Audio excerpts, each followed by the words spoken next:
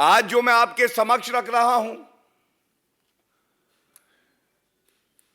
तो ये एक बहुत बड़ा झटका हो सकता है अरविंद केजरीवाल जहां कहीं भी सुन रहे हो इस प्रेस वार्ता को, उनको लगने वाला है। क्योंकि बताया यह जाता है कि आजकल वो भविष्यवाणी ज्यादा कर रहे हैं।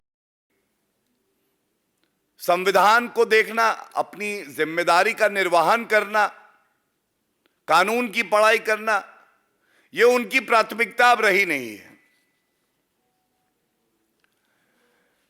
कुछ दिन पहले भाजपा के दिल्ली ऑफिस से हमने एक प्रेस वार्ता करी थी और हमने बताया था कि कोई भ्रष्टाचारी छूटेगा नहीं। जांच एजेंसियों पर हमारा पूर्ण विश्वास है और कट्टर बेईमान महाभ्रष्टाचारी अरविंद केजरीवाल ये ना समझे, कानून की जो तलवार थी वो उनके ऊपर और एक्यूज नंबर 1 उप मुख्यमंत्री बेईमान मनीष सिसोदिया के ऊपर अब नहीं लटक रही। कल मेरे हाथ में एक एप्लीकेशन है। यह एप्लीकेशन ईडी द्वारा एक अभियुक्त अमित अरोड़ा की रिमांड के लिए फाइल हुई थी कोर्ट में, और जो तथ्य इससे सामने आए हैं, यह हमारी जिम्मेदारी बनती है कि मैं आपके समक्ष रखूं,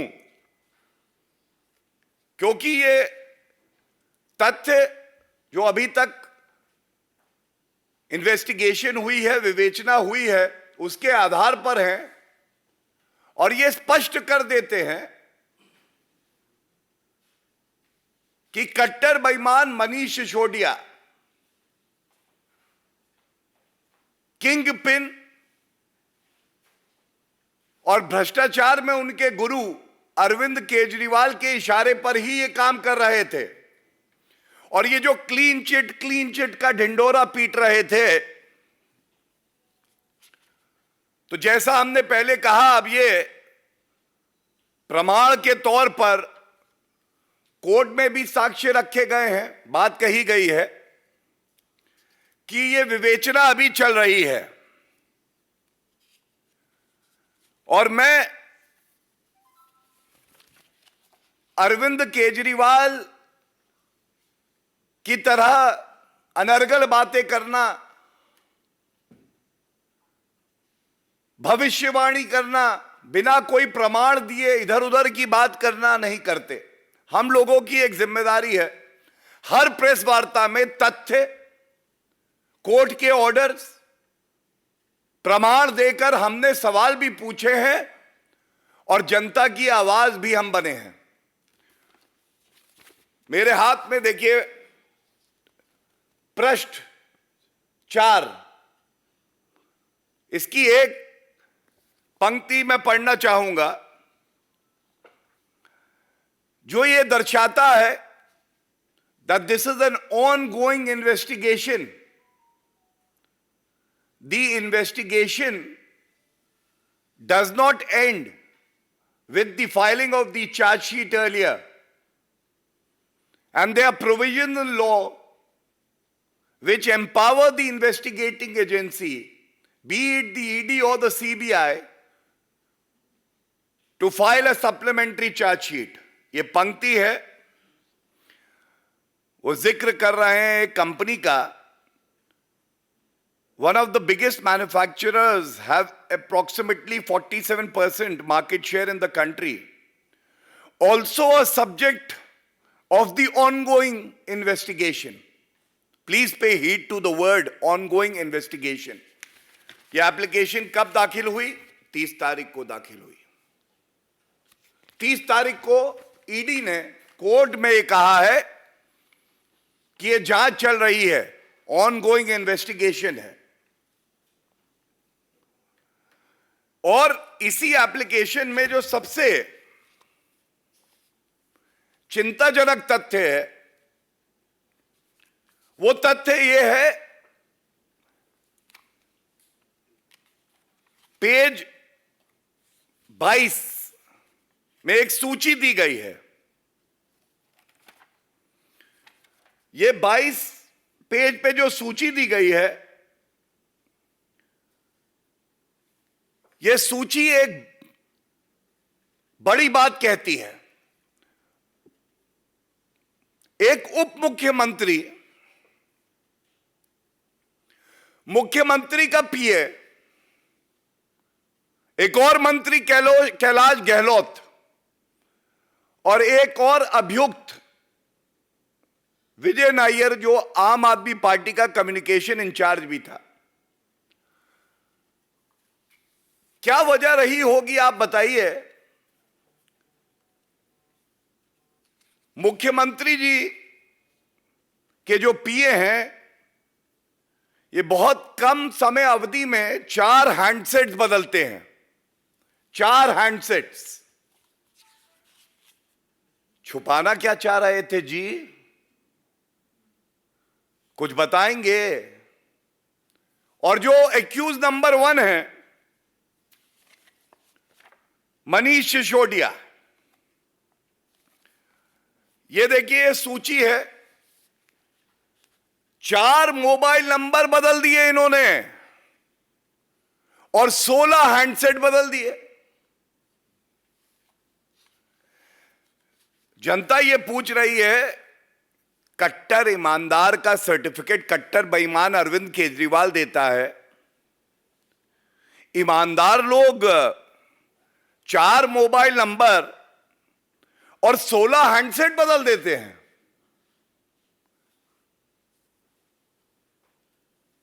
कौन सी मनोहर कहानी थी अरविंद केजरीवाल? वो कौन सी मनोहर कहानी थी जो आप नहीं चाहते थे कि जनता सुने? तथ्यों के साथ बता रहे हैं, इधर उधर की बात ना कर। ये बता, दिल्ली को लूटा क्यों? इसके साथ ही कैलाश गहलोत ये भी बड़ी प्रमुखता से बातचीत में हिस्सा लेते हैं और 3 हैंडसेट बदलते हैं। और विजय नायर, जो कि आम आदमी पार्टी के ही नेता है, कम्युनिकेशन इंचार्ज हैं, ये भी 7 हैंडसेट बदलते हैं। और इसीलिए कहना गलत नहीं होगा, अरविंद केजरीवाल को लग गया है भ्रष्टाचार का कीड़ा। अरविंद केजरीवाल को लग गया है भ्रष्टाचार का कीड़ा। जनता को इन्होंने दी है बहुत पीड़ा। पीड़ा इसलिए बार बार आके पूछते थे, घोटाला कितने का है? कोई कहता है 5 करोड़ का है, कोई कहता है 100 करोड़ का है, कोई कहता है 500 करोड़ का है। हम बड़ी जिम्मेदारी से कहते थे, घोटाला 1 रुपए का भी है तो भ्रष्टाचार है। और विवेचना हो रही है, तथ्य सामने आएंगे। अब जो तथ्य निकल कर आए हैं, ये तथ्य आपको चौंका देंगे। ये इसलिए चौंका देंगे, पहला तथ्य जो सामने आया है, करीब 36 लोगों की जांच हुई जो एक्यूज पर्सन्स हैं, और इन्होंने 170 मोबाइल फोन नष्ट किए। इन मोबाइल फोन्स की कीमत जो आंकी गई है वो करीब 1.5 करोड़ रुपए है। 1.5 करोड़ रुपए के मोबाइल इसलिए नष्ट किए गए कि प्रमाण मिट जाएं, और प्रमाण को मिटाना अपने आप में एक अपराध है इंडियन पीनल कोड में। दूसरा तथ्य, मैं जो भी बात कहूंगा तथ्यों के आधार पे कहूंगा।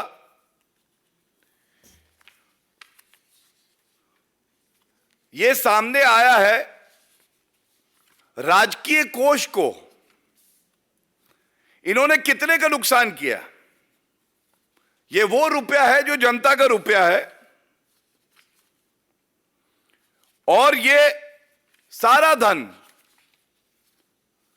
जनता के हित में इस्तेमाल होना चाहिए था। राजकीय कोष को पहुंचाया घाटा और बोला जनता के हित को टाटा।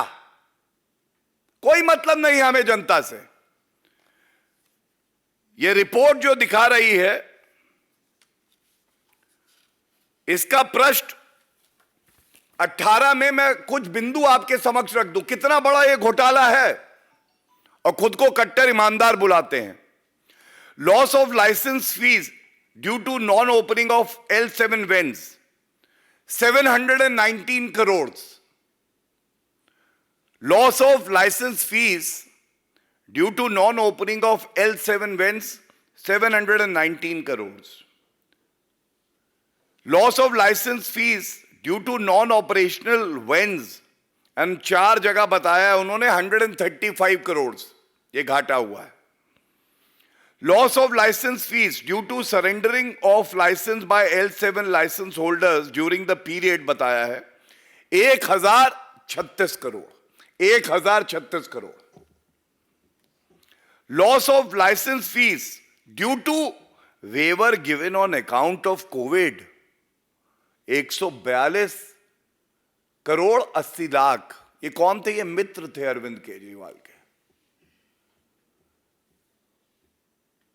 आधा तो कमीशन में अपनी तिजोरी में काला धन ले लेते हैं और कोविड के समय में ऑक्सीजन दवाई तो देते नहीं जनता को, उसके लिए केंद्र सरकार सामने आती है, बेड मुहैया कराती है और ये एक्साइज पॉलिसी बना रहे थे और अपने मित्रों का जो राजकीय कोष में धन जाना था वो माफ कर रहे थे।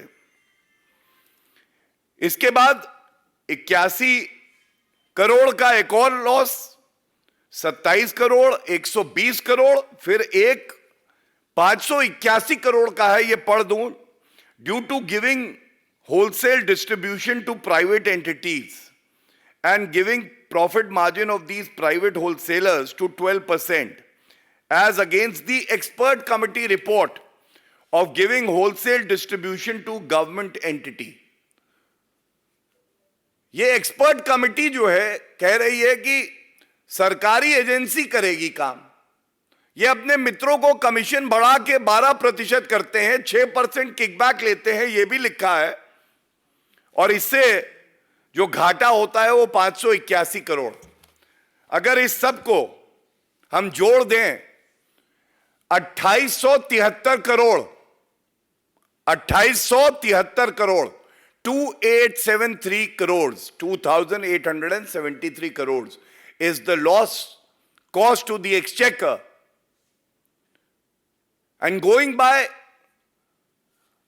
what this application says, this application has also talked about from the 12% commission that is paid, 6% comes back as quid pro quo to Arvind Kejriwal। 6% commission का धन वापस आता है अरविंद केजरीवाल कट्टर बेईमान की तिजोरी में।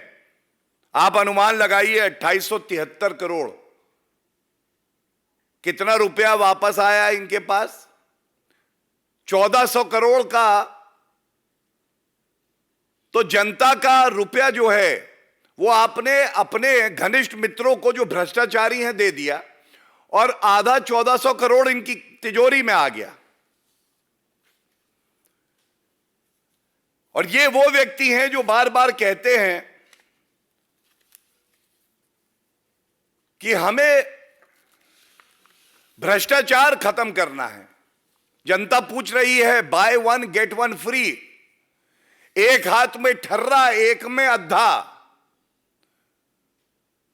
एक में ठर्रा एक में अद्धा, और निगल गए काली कमाई और बोल रहे हैं भ्रष्टाचार खत्म करेंगे। और ये मैंने एप्लीकेशन दिखाई, अय्याशी अपराधी पार्टी में एक मूल चरित्र है हर लीडर का और कार्यकर्ता का।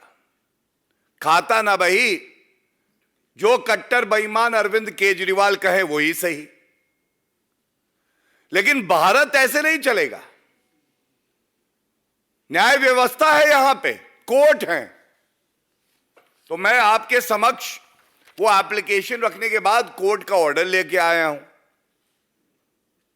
और इस उम्मीद से लाया हूं, जो अपनी तुलना हमारे इष्ट और भगवान कृष्ण से करते हैं, कहीं वो भ्रष्टाचारी कंस तो नहीं है।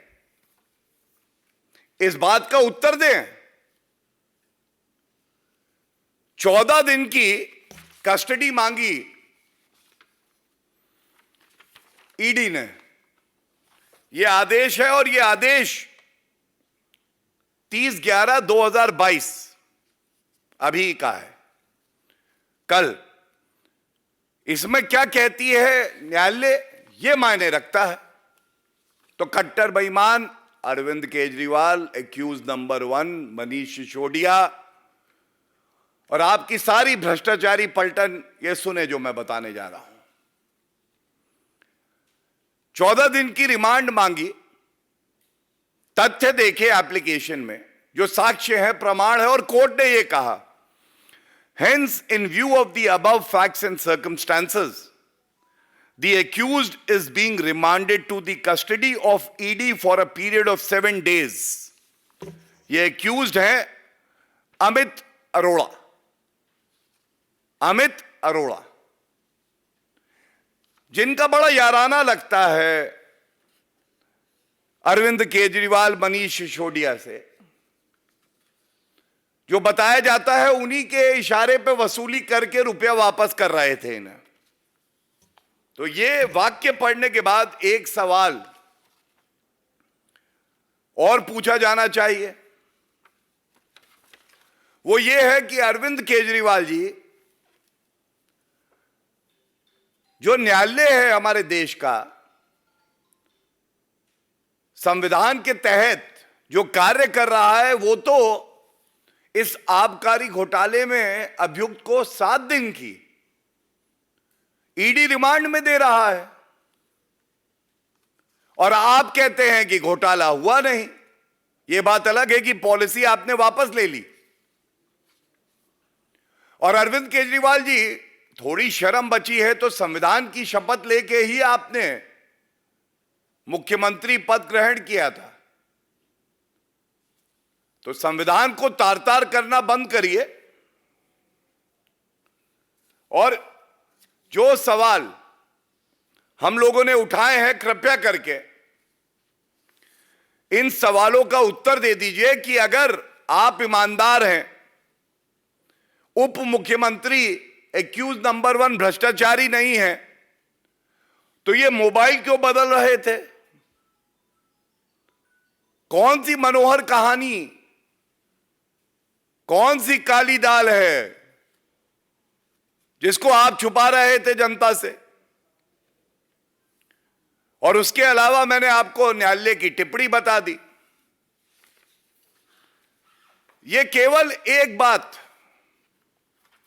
दर्शाता है कि ये जो एप्लीकेशन मैंने आपको दिखाई, इसमें 9 बार एक्यूज नंबर 1, 9 बार एक्यूज नंबर 1 भ्रष्टाचारी, कट्टर बेईमान मनीष सिसोदिया का नाम आता है।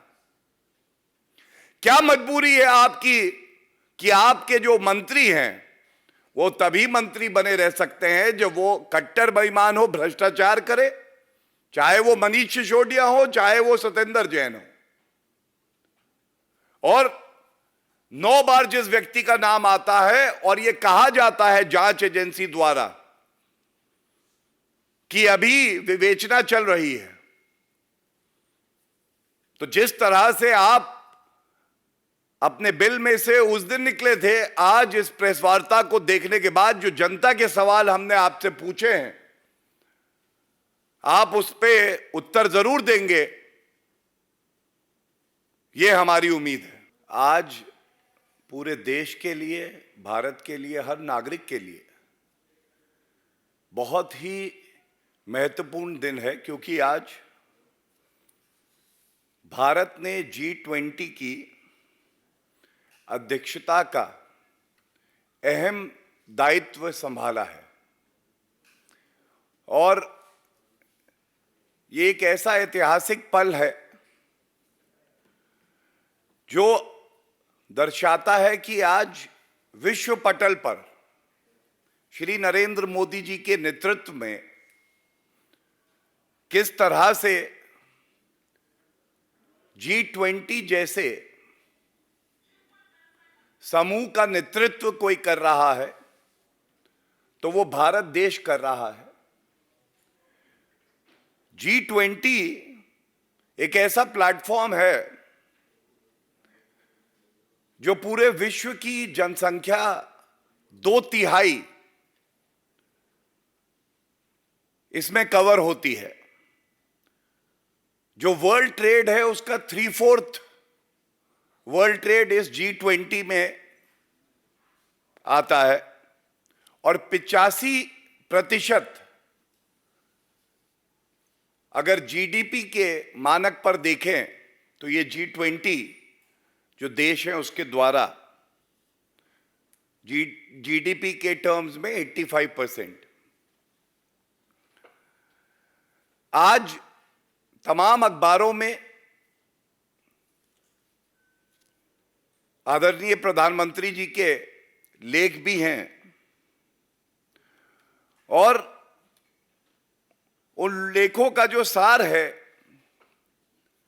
कि लोकतंत्र की जननी अगर कोई है तो वो भारत देश है। ये हमारे लिए गर्व की बात है कि भारत आज मजबूती से विश्व पटल पर आगे तो बढ़ ही रहा है, लेकिन उसके अलावा पूरे विश्व को दिशा भी दे रहा है और एक अहम भूमिका भी भारत निभा रहा है। When the Honorable Prime Minister had very categorically stated that this is not an era of war, very recently on an international platform during the G20 summit, this mantra was adopted by all the nations who were participating. और एक बात और अहम है, हमारे देश का राष्ट्रीय फूल जो है वो कमल है।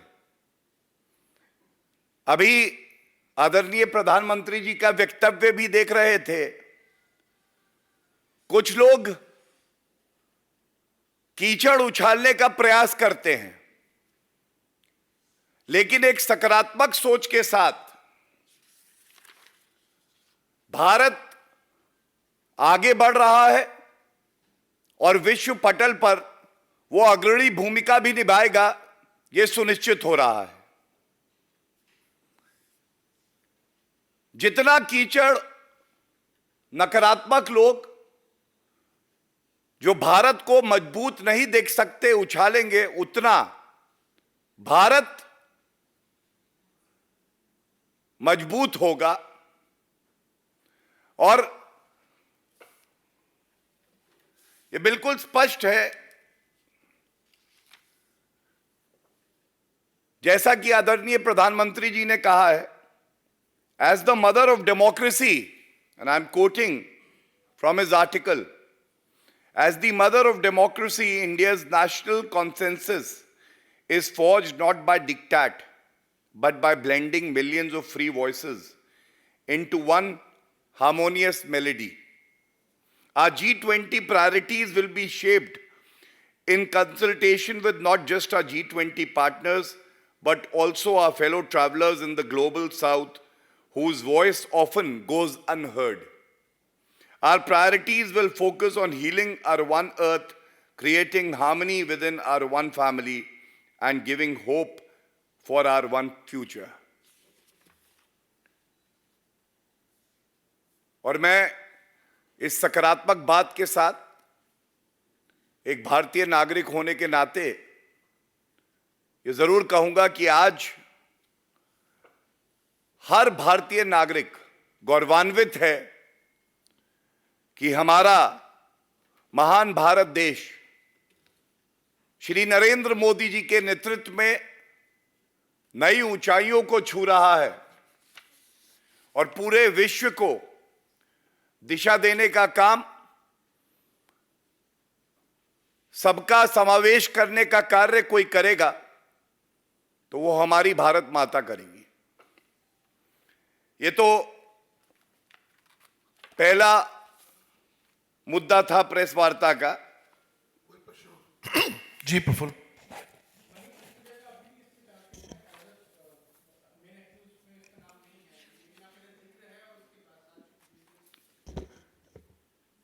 जो आपने प्रश्न किया, जब एफआईआर लिखी गई थी, जो एफआईआर की प्रतिलिपि मेरे पास है, तो एफआईआर जो है वो विवेचना की शुरुआत का केंद्र होता है। और ये देखिए, हाथ में एक्यूज नंबर 1 तब मनीष सिसोदिया थे, क्योंकि कानून में बाध्यताएं होती हैं कि आपको 60 दिन में चार्जशीट फाइल करनी है, और अगर आप 60 दिन में चार्जशीट फाइल नहीं करते हैं और किसी व्यक्ति को अगर अरेस्ट किया है तो उसकी ऑटोमेटिक बेल हो जाती है। तो जांच एजेंसियां उस समय सीमा का पालन करते हुए चार्जशीट दायर करती हैं कोर्ट में। और जिस दिन यह चार्जशीट फाइल हुई, इस प्रेस वार्ता की जरूरत इसलिए पड़ी कि अरविंद केजरीवाल जी वैसे तो कहीं छुपे रहते हैं, बाहर निकल के आए और उन्होंने कहा कि देखिए, जिस जांच एजेंसी को वो कह रहे थे कि भाजपा के इशारे पे काम कर रही है, उसी की रिपोर्ट को कहते हैं सही है, नाम नहीं आया उप मुख्यमंत्री का। तो आज की प्रेस वार्ता में मैं ये दिखाना चाहता था, ये जो विवेचना है ये गोपनीय भी होती है। जांच एजेंसियां अपना काम करती हैं, बिना दबाव के करती हैं, लेकिन उन्होंने इस एप्लीकेशन में ये जो बात कही है वो महत्वपूर्ण है। The subject of an ongoing investigation, this line I am quoting from the application itself of the ED. ED की जो एप्लीकेशन है उसमें यह लिखा है, और यह कल की है। तो निष्कर्ष यह निकाला जाएगा कि अभी जांच चल रही है और सप्लीमेंट्री चार्जशीट का प्रोविजन कानून में है।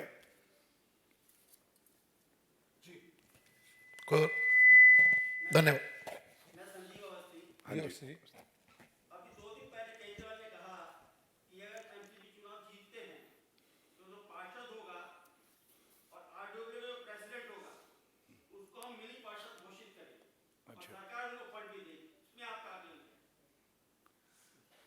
देखिए, जनता का आकलन यह है कि मैं याद करना चाहता हूं अरविंद केजरीवाल जी के ही वक्तव्य। मैं बच्चों की कसम खाता हूं, मैं चुनाव नहीं लड़ूंगा, लड़ लिया। मैं परिवार की कसम खाता हूं, मैं कांग्रेस पार्टी से समर्थन नहीं लूंगा, ले लिया।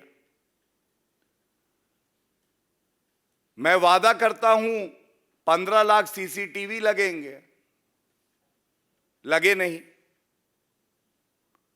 मैं वादा करता हूं 500 नए स्कूल खुलेंगे। तो अरविंद केजरीवाल जो कह दें, गारंटी है कि भ्रष्टाचार के साथ वो काम भी नहीं होगा और भ्रष्टाचार पूरा होगा।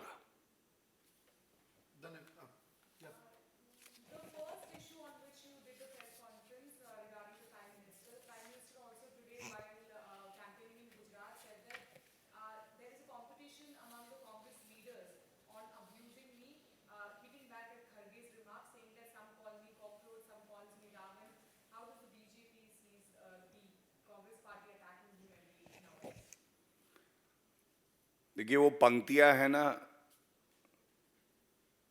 दुश्मनों का मैं बड़ा एहतराम करता हूं, मुखालफत से मेरी शख्सियत निखरती है। तो हमारे आदरणीय प्रधानमंत्री जी वो व्यक्ति हैं, आप उनकी जितनी चाहे आलोचना कर लीजिए, भारत की 130 करोड़ जो जनता है उसके दिल की धड़कन, उनका विश्वास, उनका अहम, जनता जानती है कि हमारे आदरणीय प्रधानमंत्री जी हर क्षण भारत के नागरिकों की चिंता करते हैं और देश को आगे बढ़ा रहे हैं। और एक बात मैं और जोड़ दूं, जैसा मैंने कहा कि G20 की अध्यक्षता भारत को मिली है, ये बहुत ही स्वर्णिम पल है हम सबके लिए, और ये आत्मचिंतन का समय है उन लोगों के लिए, शुभ अवसर है इसलिए नाम नहीं लूंगा, जो कहते थे कि भारत में हर जगह मिट्टी का तेल डाला जा रहा है। भारत में मिट्टी के तेल को डालकर जलाने की बात करने वालों को आज सोचना चाहिए कि भारत की खुशबू, भारत की सुगंध, भारत का यश, भारत का नाम, भारत की कीर्ति आज पूरे विश्व में कैसे फैल रही है।